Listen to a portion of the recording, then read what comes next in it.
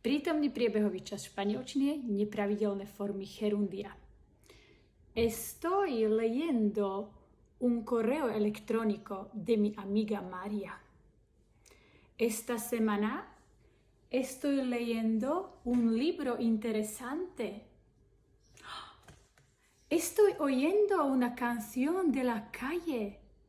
Všetko o prítomnom priebehovom čase nájdeš už od dnes na Patreone. Má to 2 časti. Prvá videolekcia sa venuje, ako vytvoriť prítomný priebehový čas v španielčine a pravidelným formám. Druhá časť, ktorá vychádza dneska na Patreon, sú všetky nepravidelné formy. Ty sa ich so mnou naučíš. Ja ti tam po obede ešte na ten Patreon šupnem aj pekný učebný materiál. Ešte má krásnu tabuľku so všetkými nepravidelnými formami, aby si to mohol vytlačiť na chladničku. A zajtra ti pridám jedno cvičenie na Patreon, ktoré si môžeš doma sám precvičiť, alebo sama precvičiť, či to už vieš používať správne. No a samozrejme ti tam hodím potom aj správne odpovede, aby si to vedel sám aj odkontrolovať. Takže nezabudni Patreon, všetko o prítomnom priebehovom čase.